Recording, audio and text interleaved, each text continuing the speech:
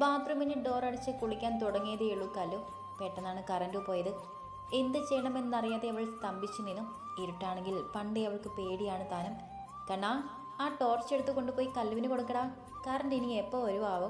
രാജി അകത്തുനിന്നും വിളിച്ചു പറഞ്ഞപ്പോൾ കണ്ണൻ ടോർച്ച് എടുത്തുകൊണ്ട് ബാത്റൂമിലേക്ക് പോയിരുന്നു. കാളിന്തി, എന്തോ? ഇന്ന ടോർച്ച്. കറണ്ട് ഇനി എപ്പോൾ വരുമെന്നറിയില്ല, വേഗം കുളിച്ചിട്ടിറങ്ങ്. അവൻ വാതിൽക്കിൽ നിന്ന് കൊണ്ട് പറഞ്ഞു. കല്ലുവാണെങ്കിൽ ഡോർ മെല്ലെ അല്പം തുറന്ന് കൈ നീട്ടി. അവൻ അവളുടെ നനുത്ത് വിറയാർന്ന വെള്ളത്തുള്ളികൾ മുത്തമിട്ടിരിക്കുന്ന കൈകൾ കണ്ടു. കല്ല് വേഗം ടോർച്ച് മേടിച്ചു. ഏട്ടാ, ഉമ്മർത്തുനിന്ന് കയറി പോകരുതേ, ഞാനിപ്പോൾ തന്നെ കുളിച്ചിറങ്ങാം. ആ. അവൻ വെറുതെ മുറ്റത്തുകൂടെ നടന്നു. കാപ്പിപ്പൂവിൻ്റെ മണം അവിടമാകെ നിറഞ്ഞു നിൽക്കുന്നു. മുറ്റത്തിൻ്റെ താഴെ ചെറിയൊരു കാപ്പിത്തോട്ടമുണ്ട്. അവിടുന്ന് വരുന്ന പരിമളമാണ്. അവൻ ശ്വാസം വലിച്ചെടുത്തു. അത് തൻ്റെ നാസികയിലേക്ക് തുളച്ചു കയറി. കാപ്പിപ്പൂവിൻ്റെ മണത്തോടൊപ്പം വേറൊരു സുഗന്ധം തന്നെ വന്ന് പൊതിയുന്നതായി അവന് തോന്നി. നോക്കിയപ്പോൾ കല്ലുവാണ്. കുളി കഴിഞ്ഞിറങ്ങി തൻ്റെ അരികിലേക്ക് നടന്നു വരുന്നുണ്ട്. കുളി കഴിഞ്ഞോ? അവൾ ടോർച്ച് അവൻ്റെ കയ്യിലേക്ക് കൊടുത്തു. എന്നിട്ട് തലമുടി മുഴുവനും തോർത്തുകൊണ്ട് ചുറ്റി കെട്ടിവെച്ചു. ശരിക്കും വെള്ളം പിഴിഞ്ഞ് കളയേ, ഈ അസമയത്തുള്ള കുളി നല്ലതല്ല, വല്ല ജലദോഷവും പിടിക്കും. കണ്ണൻ പറഞ്ഞപ്പോൾ അവൾ തല കുലുക്കി. എന്നാൽ ഞാൻ കുളിച്ചിട്ട് വരാം, നീ കയറിപ്പോയ്ക്കോ. അവൻ പറഞ്ഞപ്പോൾ കല്ലു വേഗം ഉമ്മറത്തേക്ക് കയറിപ്പോയി. കല്ലുവാണെങ്കിൽ ശ്രീകുട്ടിയുടെയും രാജിയുടെയും അടുത്തേക്ക് ചെന്നു. വാവ് ഉറങ്ങിയോ ചേച്ചി? ദേ ഇപ്പോൾ ആണെന്ന് ഉറങ്ങി. പൂച്ച ഉറക്കുക, എപ്പോൾ വേണേലും ഉണരും, രാജി പറഞ്ഞു. ശ്രീകുട്ടിക്ക് നാളെ ക്ലാസ് ഉണ്ടോ? ഉണ്ട് കല്ലു, നാളെ മുതൽ പോകണം. കഴിഞ്ഞ ആഴ്ചയൊക്കെ ഞാൻ ലീവ് എടുത്തിരുന്നു, ഒരുപാട് നോട്ട്സ് എഴുതാനുണ്ട്. കല്ലു, നിങ്ങൾ നാളെ കഴിഞ്ഞാലേ വിരുന്നിന് പോകുന്നത്? അത് രാജേച്ചി, പിന്നെ ഇവിടുത്തെ സാഹചര്യം പോലെ ചെയ്യാം. അത് കുഴപ്പമില്ല, നിങ്ങൾ രണ്ടാളും പോയിക്കോളൂ, ഞാനിവിടെ ഉണ്ടല്ലോ. കണ്ണേട്ടനോട് ചോദിച്ചിട്ട് എങ്ങനെയാണെന്ന് വെച്ച് അതുപോലെ ചെയ്യാം.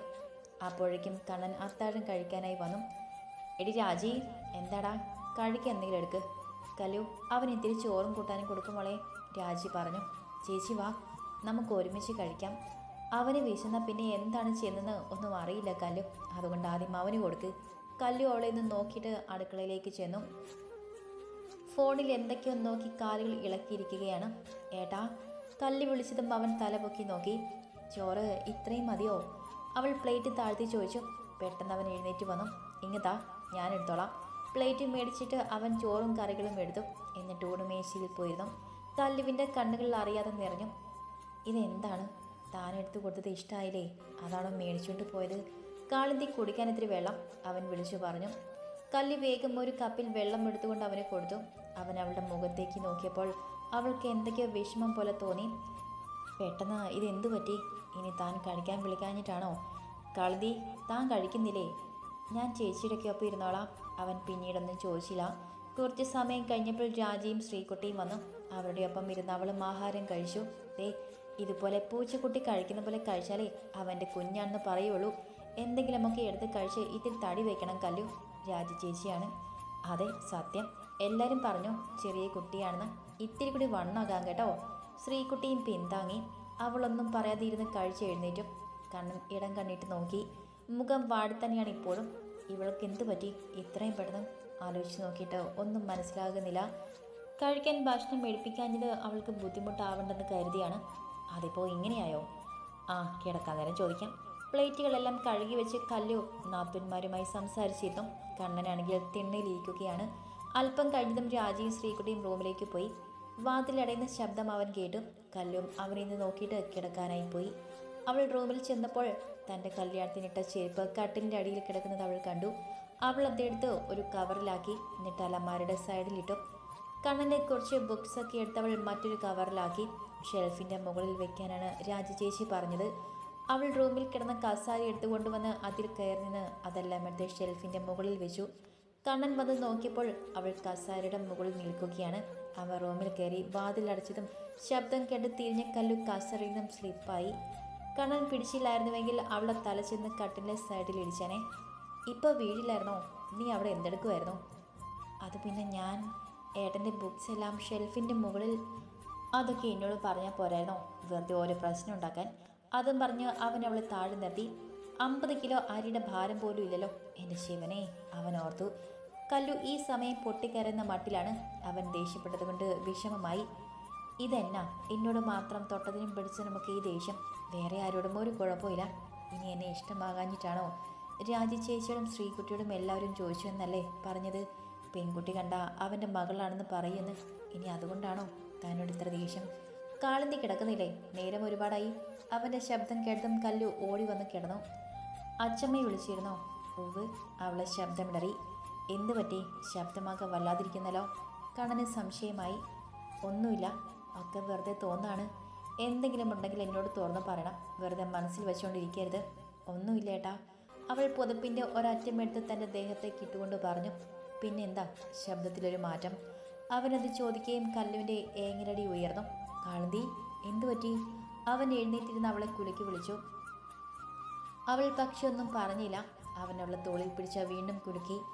കാളന്തി, എന്താ മോളെ? എന്തു പറ്റി? ഈ തവണ അവൻ്റെ ശബ്ദവും ആർദ്രമായി.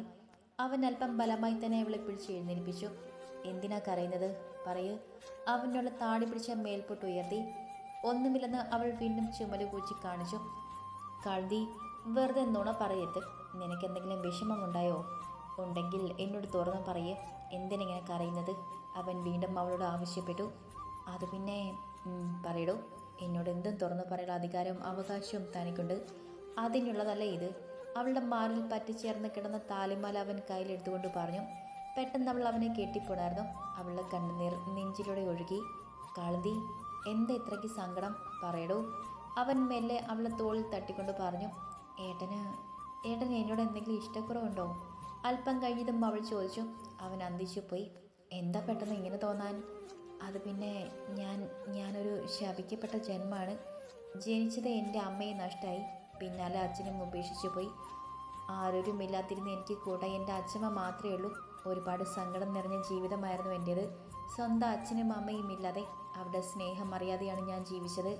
എൻ്റെ അച്ഛമ്മ എനിക്ക് ആവോളം സ്നേഹം തന്നുവെങ്കിലും ഒരുപാട് അവഗണന അനുഭവിച്ചാണ് ഞാൻ വളർന്നത്.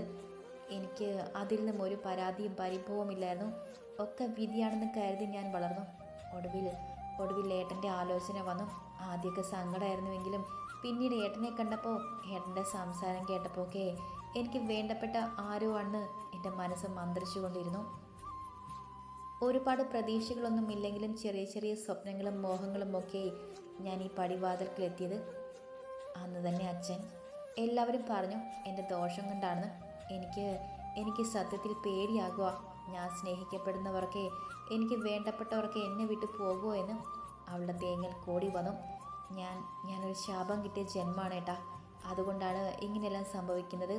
ഇവിടെ പലരും സംസാരിക്കുന്നത് ഞാൻ വന്നു കയറിയപ്പോൾ തന്നെ ഇതുവരെ ഒരു പനി പോലും വന്നിട്ടില്ലാത്ത ഏട്ടൻ്റെ അച്ഛനും ഇത്രയും വലിയ ആപത്ത് സംഭവിച്ചു. ഒക്കെ എൻ്റെ ജാതകദോഷമാണെന്ന്. എനിക്ക് എന്തു മറുപടി പറയണമെന്ന് പോലും അറിയില്ല ഏട്ടാ. പേടിയാകുക ഓർക്കുമ്പോൾ. അവളുടെ പിടുത്തം ഒന്നുകൂടെ മുറുകി.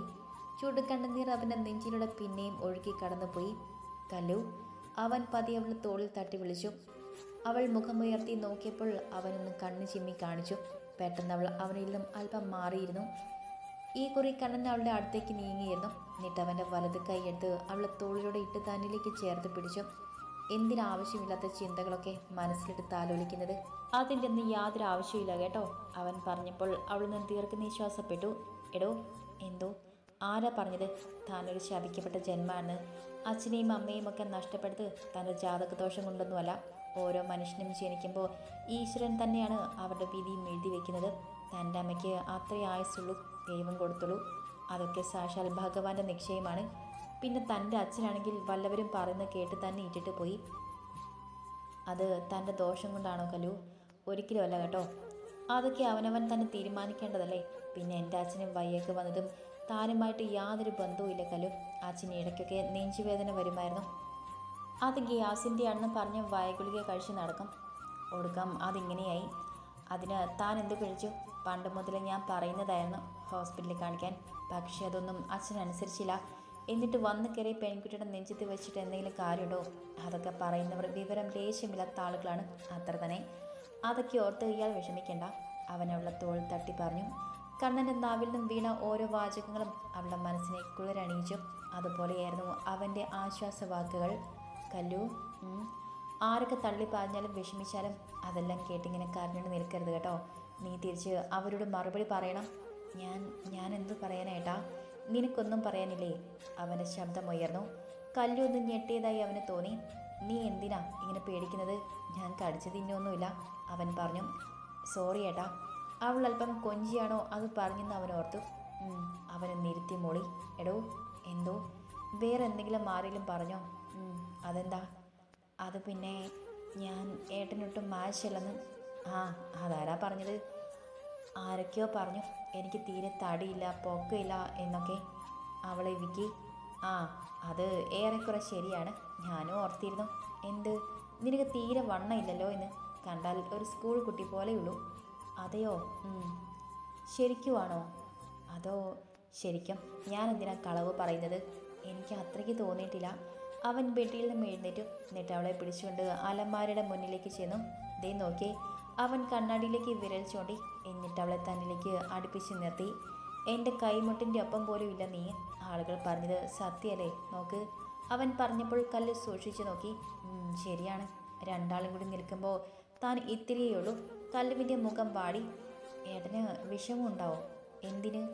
അല്ല, എനിക്ക് പൊക്കവും വണ്ണവും ഇല്ലല്ലോ എന്നോർത്താണോ? അവൾ മുഖം കുനിച്ചു. വണ്ണമൊക്കെ ആവശ്യത്തിനുണ്ട്, പൊക്കം ഇത്തിരി കുറവാ. പെട്ടെന്ന് അവൻ അവളെ പൊക്കിയെടുത്ത് മേലോട്ട് ഉയർത്തി. ഓർക്കാപ്പുറത്തായതുകൊണ്ട് കല്ലു ഞെട്ടിപ്പോയി. അയ്യോ ഏട്ടാ, എന്തേ കാണിക്കുന്നത്? അവൾ കാലുകൾ രണ്ടും ഇട്ടടിച്ചു. ഇതാണ് നിന്റെ വണ്ണം. അവൾ ബലമായി അവനിൽ നിന്നും ഊർന്ന് താഴേക്കിറങ്ങി. എൻ്റെ പെണ്ണേ, അരച്ച കരിയുടെ കനം പോലും ഇല്ല കേട്ടോ. അവൻ്റെ നെഞ്ചിലൂടെ ഊർന്നിറങ്ങിയ കല്ലുവിന് അവന് നോക്കാൻ തന്നെ എന്തോ ബുദ്ധിമുട്ട് അനുഭവപ്പെട്ടു. എത്ര വെയിറ്റ്? ആ, എനിക്കൊന്നും അറിയില്ല. തൂക്കം നോക്കിയ ആൾക്ക് പിടികിട്ടിയില്ലേ? 35 കിലോ കാണും. അതും കഷ്ടിയാണ്. ഓ, ഏട്ടനിപ്പോൾ തോന്നുന്നുണ്ടോ വേണ്ടായിരുന്നു എന്ന്? എന്ത്? അല്ല, എന്നെ. ഇപ്പം തോന്നിയിട്ട് എന്താ മോളെ കാര്യം? അവൻ ഈണത്തിൽ പറഞ്ഞു. അപ്പോൾ എന്നെ ഇഷ്ടമല്ലായിരുന്നോ? ആ, എന്നെ ശരിക്കും കണ്ടിട്ടല്ലേ കല്യാണം ആലോചിച്ചത്? എൻ്റെ വണ്ണമൊക്കെ കണ്ടതല്ലേ? ആ, അന്ന് ഞാൻ അത്രയും ശ്രദ്ധിച്ചില്ല. അന്നാണെങ്കിൽ നീ ഓടിക്കളഞ്ഞില്ലേ? പിന്നെ മന്ത്രക്കൊടി എടുക്കാൻ വന്നപ്പോൾ ഏട്ടൻ എന്നെ കണ്ടതോ? അന്നേരമാണെങ്കിൽ ഇഷ്ടമായില്ലെങ്കിൽ വേണ്ടെന്ന് വയ്ക്കാമായിരുന്നു. ആ, ഓരോരുത്തർക്കും ഓരോ വിധിയുണ്ട്. അതനുസരിച്ചല്ലേ എല്ലാം നടക്കുന്നത് മോളെ. അപ്പോൾ എന്നെ ഇഷ്ടമായില്ല അല്ലേ? ഇനിയിപ്പോൾ അതിനൊരു പോകാൻ വഴി മാത്രമേ ഉള്ളൂ കല്ലു. എന്താണെന്ന് അറിയാൻ കല്ലു അവനെ നോക്കി. നീ എന്തെങ്കിലുമൊക്കെ കഴിച്ച് ഇത്തിരി തടി വയ്ക്കാം, അപ്പം പ്രശ്നം തീരുവല്ലോ. കല്ലു അവനെ നോക്കി നിന്നു. എന്താടി ഉണ്ടക്കണ്ണി? എന്നാ വന്ന് കിടക്ക്, എനിക്ക് ഉറക്കം വരുന്നു. അവൻ ബെഡിലേക്ക് കിടന്നു. കല്ലു ലൈറ്റ് ഓഫ് ചെയ്തിട്ട് അവൻ്റെ അരികിലായി വന്ന് കിടന്നു. അവൾ ഭിത്തിക്ക് അഭിമുഖമായി കിടക്കുകയാണ്. കണ്ണേട്ടന് താൻ ചേരില്ലെന്ന് അവൾ ഓർത്ത് കിടക്കുകയാണ്. പെട്ടെന്നുള്ള അടിവയറ്റിലേക്ക് കണ്ണൻ്റെ കൈ വന്ന് അവളെ പൊതിഞ്ഞു. കല്ലു ഒന്ന് തിരിയും മുൻപേ അവളുടെ പിൻകഴുത്തിൽ കണ്ണൻ്റെ ചുണ്ടുകൾ സ്ഥാനം പിടിച്ചിരുന്നു. കല്ലുവാണെങ്കിൽ ശരിക്കും ഒന്ന് പിടഞ്ഞു പോയി. കണ്ണേട്ടാ, എന്താ ഇത്? വിട്. വിടാൻ പെണ്ണേ, ഒച്ച വയ്ക്കാതെ, അവൻ മെല്ലെ പറഞ്ഞു. അവൻ്റെ അതിരം അവളുടെ പിൻകഴുത്തിലേക്ക് ചേർന്ന് ഉമ്മ വെച്ചതും പറഞ്ഞറിയിക്കാനാവാത്ത എന്തോ ഒരു കുളിർ തന്നെ വന്ന് പൊതിയുന്നതായി അവൾക്ക് തോന്നി. കല്യാണത്തിന് ചൂടിയ മുല്ലപ്പൂവിൻ്റെ വാസന അപ്പോഴും അവളുടെ തലമുടിയിടുകളിലുണ്ടെന്ന് അവന് തോന്നി. ഒന്നുകൂടി അവൾക്ക് ഒരു മുത്തം കൊടുക്കാൻ ശ്രമം നടത്തിയെങ്കിലും കല്ലു അവനിൽ നിന്നും കുതറി മാറി. എന്തേ കാണിക്കുന്നത്? വിട് കണ്ണേട്ടാ. കല്ലു, ഞാനൊരു കാര്യം പറയട്ടെ, അതിന് നീ ഇങ്ങനെ ബലം പിടിക്കാതെ എൻ്റെ കല്ലു. അവൻ പറഞ്ഞപ്പോൾ കല്ലു ഒന്നയഞ്ഞു. നിന്നെ ശരിക്കും കണ്ടിട്ട് തന്നെയാണ് ഞാൻ കൂടെ കൂട്ടാൻ തീരുമാനിച്ചത്. നിന്റെ വണ്ണവും പൊക്കവും നിറവും സൗന്ദര്യമൊക്കെ എനിക്കിഷ്ടമായിരുന്നു. ഒരുപാട് ഇഷ്ടം. നീ എന്നും എൻ്റെ ജീവൻ്റെ ജീവനാണ്. എൻ്റെ അവസാന ശ്വാസം വരെ നിന്നെ ഞാൻ എനിക്ക് പറ്റുന്നത് പോലെ നോക്കും, സംരക്ഷിക്കും. ആരൊക്കെ എന്തൊക്കെ പറഞ്ഞാലും എൻ്റെ ഭാഗത്തു നിന്നും നിനക്കൊരു വേദനയും ഉണ്ടാകില്ല കേട്ടോ. നിനക്ക് കിട്ടാതെ പോയ അച്ഛൻ്റെയും അമ്മയുടെയും ഒക്കെ സ്നേഹം നിനക്ക് ഇവിടുന്ന് ലഭിക്കും. എൻ്റെ മാതാപിതാക്കൾ കൂടി. ഇനി ആ വേവലാതിയും കൊണ്ട് കിടന്നുറങ്ങണ്ട കേട്ടൊരു കാന്താരി. അവളുടെ കാതിൽ മെല്ലെ പറഞ്ഞിട്ട് അവളെ ഒന്നുകൂടി തന്നിലേക്ക് ചേർത്ത് പിടിച്ചുകൊണ്ട് കണ്ണൻ പറഞ്ഞു. അല്പം കഴിഞ്ഞപ്പോൾ അവൻ്റെ കൈയുടെ മുറുക്കം കുറഞ്ഞു വന്നു. കല്ല് പതിയെ ചെരിഞ്ഞ് അവന് നിറക്ക് കിടന്നപ്പോൾ അവൻ ഉറങ്ങുന്നതാണ് കണ്ടത്. തൻ്റെ പിൻകഴുത്തിൽ അവൾ മെല്ലിന്ന് തൊട്ടു നോക്കി. അവളുടെ ചുണ്ടിൽ വിരിഞ്ഞ ചിരിയിൽ വ്യക്തമായിരുന്നു അവനോടുള്ള സ്നേഹത്തിൻ്റെ ആഴം. അവൾ മെല്ലെ കണ്ണുകളടച്ചു. അപ്പോഴും അവൻ്റെ കൈ അവളുടെ അണിവയറിനെ പൊതിഞ്ഞു പിടിച്ചിട്ടുണ്ടായിരുന്നു. ആദ്യമായി അവൻ കൊടുത്ത ചുംബനം ഏറ്റുവാങ്ങി അവളും നിദ്രയെ പുലുകി. കണ്ണൻ അപ്പോൾ പതിയെ കണ്ണു തുറന്നു. അവൾ നല്ല ഉറക്കത്തിലാണ്. ഈശ്വരാ, ജെംസ് മിഠായി പോലെ തന്നെ ഇരിക്കുന്നു ഇവളെ കാണാൻ. എന്നാണോ ഞാനൊന്ന് കടിച്ചു തിന്നത് ഈ മിഠായി? അവൻ മനസ്സിൽ പിറുപിറുത്തു.